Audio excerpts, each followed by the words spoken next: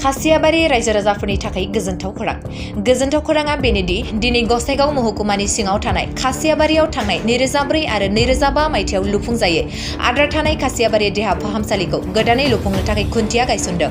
प्रमद बर' दैदेननाय BTR सरकारा बिसायख'थिनि सिगां खोथा होनाय बादिनो मोनसेनि उनाव मोनसे रायजो राजाफोरनि थाखाय खामानि मावनायखौ नुनो मोननाय जादों।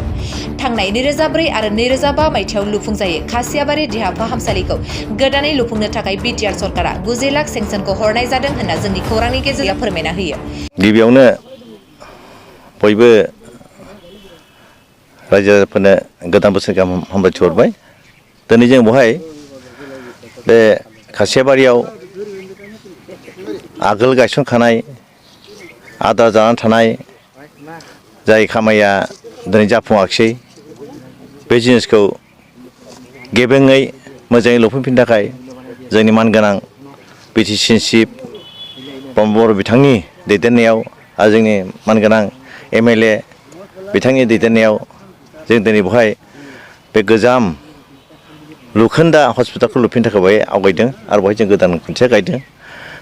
बयबो मिथिगौ दे बे हस्पिटालखौ 2004-05 बेखिनियाव गायसननाय जादोंमोन। नाथाय बै समाव जायफोर मावदोंमोन बिथांमोननि जे माने खेलि-मेलि खामानि मावनायाव बे जिनिसखौ बिथांमोना लुफुंनो हायाखै, जायनि थाखाय बियो गोग्लैनानै थादों। दिनैहाय जोंनि बे सरकारा प्रमद बर' बिथांनि दैदेननाय जोंनि बिटिसि सरकारा बेफोरखौ मोजाङै लुखांफिननो थाखाय बेवहाय दायथ' लादों आरो बेवहाय दिनै गोदानै 90 लाख फैसा सेंसन खालामदों आरो बे फैसाजों दिनै बेखौ लुफिनगोन आरो बिनि उनाव लासैनिफ्राय लासै बेखौ गिदिरनिफ्राय गिदिर खालामलांगोन बेखौ दायथ' लानानै खामानि मावदों आरो दा दिनै बेवहाय गोबां जोंजों लोगोसे जों एमएलए बिथां दं आरो जोंनि पार्टिनि दैदेनगिरिफोर दं, इउपिपिएलनि आरो टिसिएलसि चेयारमेन आरो इन्जिनियारफोर दं। बयखौबो आं धन्यबाद होदों आरो खावलायदों जाहाथे बे हस्पिटाला मोजां लुफुंजायो आरो बेजों लोगोसे बे ओनसोलनि जेसेबां रायजो राजाफोर दं बयबो बेवहाय जाहाथे उपकृत जायो बेखौ आं खावलायो बा आसा खालामो। आरो दिनै मिन्थिगौ जोंनि बिटिसि सरकारा प्रमद बर' सारनि दैदेननायाव मा रोखोम खामानि मावदों बयबो मिन्थिगौ। दिनै आगोलफोर जेरोखोम आद्रा थादों बेखौ लुफुंफिनदों आरो जाय गोदान खामानि मावनो थाखाय बेखौ लाबाय थादों आरो दिनैहाय जोंनि सिन्थाया मा प्रमद बर' सारनि सिन्थाया मा जोंनि यां जेनेरेसननि थाखाय बेसेबां सिन्था खालामो बयबो मिन्थिगौ। बेवहाय बेसेबांबा मिसन 17था मिसन, बे मिसननि दारै जोंनि लेखा गोरों सेंग्रा सिख्लाफोरनो खामाय होनाय आरो जायफोर लेखा रोङै गामियाव थानाय मावनानै जाग्रा मानसिफोरनो खामाय होनाय जाहाथे बयबो जिबनाव थांना थानायनि लामा मोनो बेखौ नाजादों आरो जों आसा खालामदों दिनै थांनाय बोसोरथामनि गेजेराव जोंनि बे सरकारा बोसोरथाम जाबाय, बिनि गेजेराव बोसोरल' खामानि मावदों, बिनि गेजेराव जों जे मावदों जों नुदों बोसोरबा मावनो मोनोब्ला जों बिनिफ्राय साबसिन मावनो हागोन। आरो जों गोबां जोंहा प्रजेक्टफोर दं, बे प्रजेक्टफ्रा स्किमफ्राय जाजोब्बाय, प्रेक्टिकेलि खामानि मावनो बाखि थाबाय आरो दा ओंखायनो खावलायो आङो रायजो राजाफोरखौ, बे ओनसोलनि रायजोफोर जोंनि जमदर ओनसोलनि रायजोफोरखौ खावलायो नोंथांमोना मोनसे आसा जे आसा दं माबा मोनसे डेभेलपमेन्टनि बेखौ माने नेनानै थानांगोन, बिसास लानांगोन आरो अननाय देखायनांगोन जाहाथे बे आसा बिसास आरो अननायजों जाहाथे जों खौसेयैनो रायजोनि थाखाय खामानि मावनो हायो बेखौ आं खावलायो। रायजोफोरखौ आं खावलायो धैर्य हमनानै थायोब्ला गासिबो जागोन।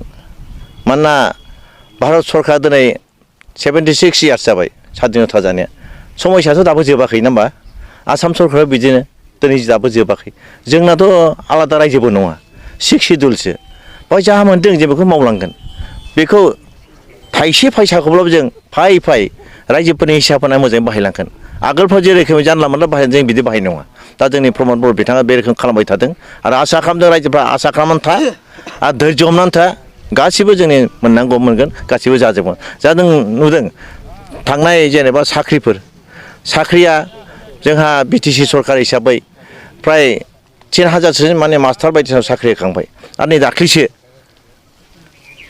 95 जन बिटिसिआव माने CSP जों माने साख्रि मोननाय फिक्स पिआव दंमोन बिसोरखौ रेगुलाराइज खालामबाय आरो दिनै 1200 जन मास्टारफोरनि आरो लोगोसे 3000 जन थार्ड ग्रेड फर्थनि साख्रि बे मासनि गेजेराव सार्कुलार होगोन आरो इन्टारभिउ जागोन।